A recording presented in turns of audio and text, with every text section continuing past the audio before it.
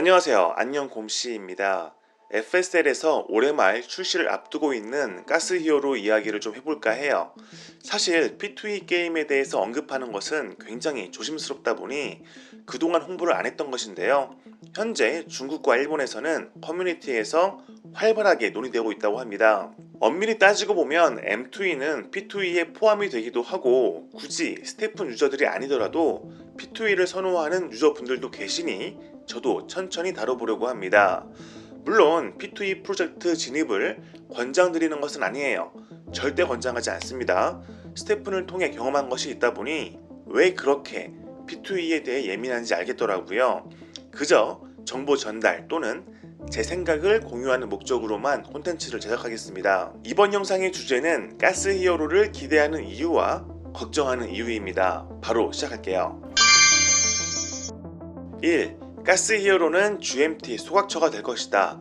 스태픈에서 채굴할 수 있는 GST와 GMT의 소각처가 더 많이 늘어나길 원하는 유저들이 많은데요. 현재의 상황에서도 이 정도 시대는 유지가 되고 있다 보니 사소한 소각처만 추가되어도 긍정적인 영향이 있다고 기대하는데, 가스 히어로는 게임 역학상 GMT를 계속 쏟아 부어야 하기 때문에 많은 GMT가 소각될 것으로 전망합니다.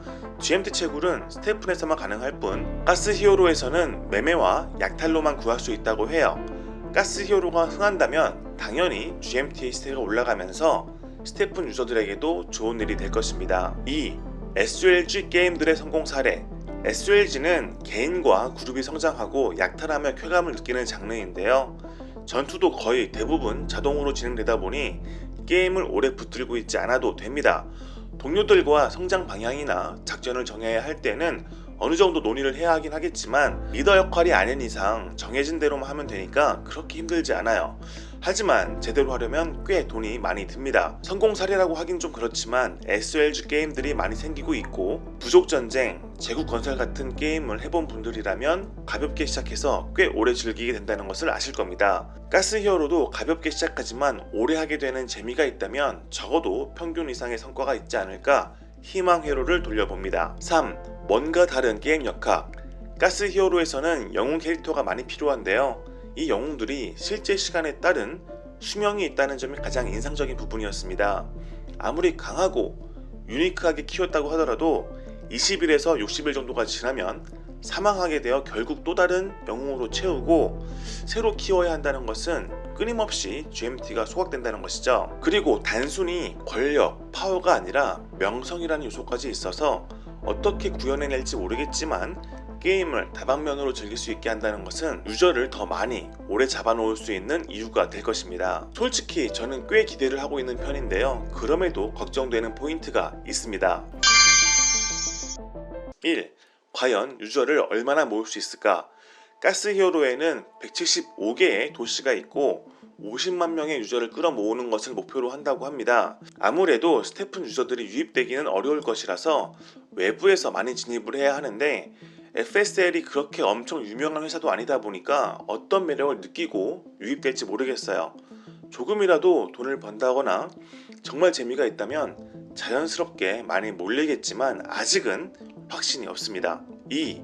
금방 질리거나 지치지 않을까? 약탈을 하는 게임 특성상 승부욕을 자극해서 더 열심히 성장하게 하는 것이 맞는데 P2E에서는 성장하려면 돈을 써야 하다 보니 그냥 접어버리는 일도 부지기수일 듯합니다. 또한 개인 플레이보다 그룹으로 함께 플레이를 해야 하는데 클랜원 중에 투자를 안 하는 사람이 있다면 불만이 쌓이다가 결국 탈퇴시킬 수도 있을 것 같아요. 그러면 감정이 좋을 리가 없겠죠. 때문에 약탈을 당해도 그렇게까지 치명적으로 털리게 할 것 같지는 않고 또 에너지라는 행동 제약이 있다 보니 고수는 고수끼리 싸우게 장치를 해뒀지만 잘 작동할지는 모르겠어요. 3. GMT 채굴 경쟁 심화. 만약 만에 하나 가스 히어로가 성공을 해서 GMT의 시세가 오른다면 당연히 스태픈에서 GST만 채굴하던 분들도 GMT 채굴을 시작할 것입니다. 그럼 동일한 풀에서 경쟁하며 채굴하는 GMT이다 보니 당연히 채굴량은 더 떨어질 수밖에 없겠죠. 채굴이 좀 덜 되어도 시세가 오르면 그나마 만족하겠지만 그래도 평소보다 덜 나오면 매번 섭섭한 기분이 드는 것은 어떻게 할 수가 없습니다. 그래도 이런 걱정이 어느 정도 실현될 정도로 가스 히어로가 흥하면 좋겠네요. 이상 가스 히어로가 기대되는 이유, 걱정되는 이유에 대해서 정리해봤습니다. 저는 이미 가스 히어로 배지를 질렀어요. 무려 4,000달러나 주고 뒤늦게 샀지만 가스 히어로가 흥한다는 확신으로 샀다기보다 어차피 하고 싶은 게임이니 최대한 일찍 시작해보자는 생각으로 입장료를 지불한 것입니다. 다음 기회에 제가 가스 히어로 배지를 지른 이유도 정리해서 알려드릴게요. 그럼 오늘 하루도 정말 수고 많으셨고 우리 모두가 안녕한 삶을 누릴 수 있는 그날까지 파이팅입니다. 또 올게요. 바이바이.